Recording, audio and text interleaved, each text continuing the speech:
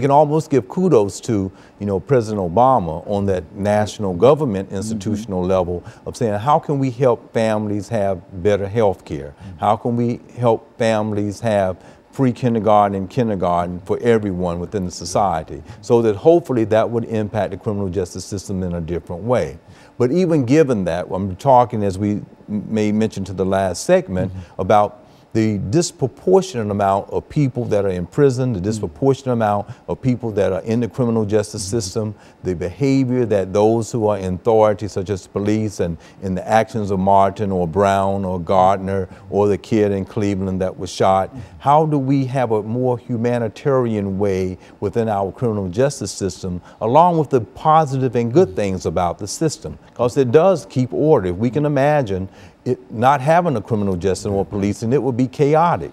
It would be running amok with people out in the society. So it does a good job, but we need to look at the weak parts of it and try to bring some reform. I think reform is the issue. How can we change it so it can improve? Because there's definitely a disproportionate amount of it that then would make sociologists and social psychologists see that it appears to be disproportionate to African Americans and other minorities, and in that minority group, it can be any ethnic group or the bashing of gay brothers, lesbian sisters, or anyone that might consider themselves marginalized within the society in which we live in. So that becomes very crucial to look at, I think, within the society.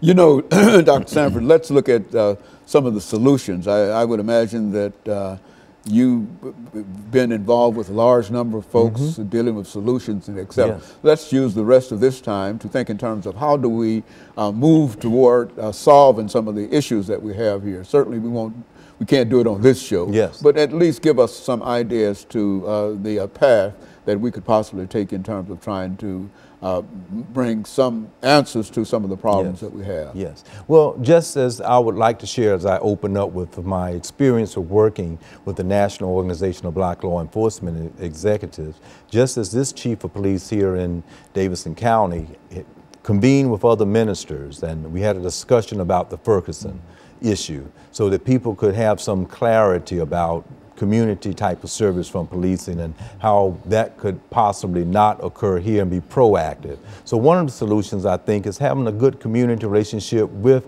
authorities such as the police officers and the mayor and that group of people, so that we can have some continuity on understanding the issue, the concern, and the problems within the community. Second, coming from that framework of law enforcement agencies, we have to understand that really there is a lot of deviance because of the low income, because of family breakdown. People are being deviant. They might have more weaponry out in the community than even the police force. So I can see how they can go into situations and be very fearful when they go in there. I think we would be too.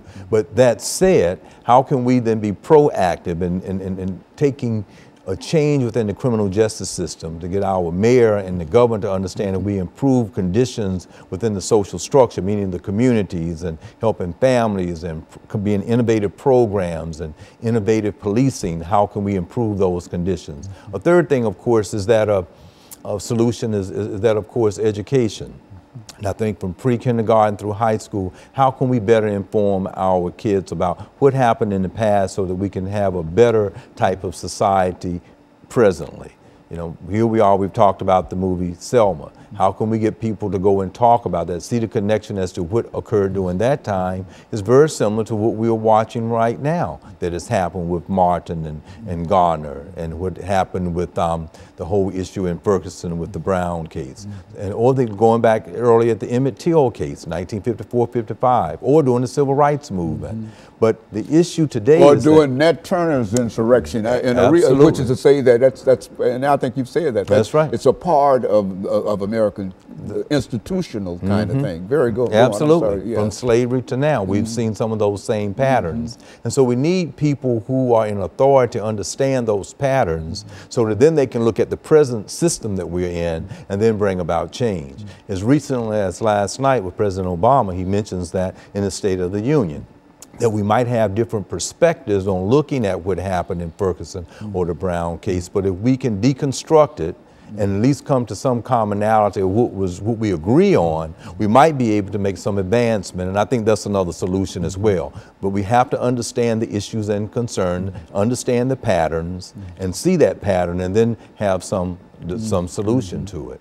And then understand that race is still a part of social structure. It's a part of the American value system. When we think in terms of how we value education, how we value science and going to Mars, people in America value racism. I mean, it's a part of this society, and we have to understand that to then say we still need programs to deal with it. Absolutely, but you have to understand. It's not going away, but you can mitigate it with certain programs and certain attitudes and understandings and acceptance. Absolutely. Very good. But we have to understand it as a solution. And what has happened here in America historically, we like to sweep it under the rug, so to speak, or not to have a true dialogue. When I say true dialogue, I mean, we have to understand the terms, the concepts of what is prejudice, what is stratification, what are some of the disparities of someone who has and someone who doesn't have. One of the questions I might ask sometimes in my class, why would someone spend $15,000 to $20,000 to send their kids to a first grade, second grade elementary school, so that they can be in a social environment where just the kids are reinforcing learning in the same way. They don't have to be ostracized by trying to be a good student. And that's what they are spending it for. Can't be too much content different, but how can we have systems like that that can help that infrastructure of everyone that goes to the public schools in the same way? So that would then help the criminal justice system. There might be some interplay with police officers going into the public just in their regular clothes, helping out with coaching, helping out with doing it so they can see that authority figures are there to help, not to be someone, an agent against them. So we need to come up with innovative types of solutions, and I think it's all in the understanding of it, the history and the social science of understanding the problem. As a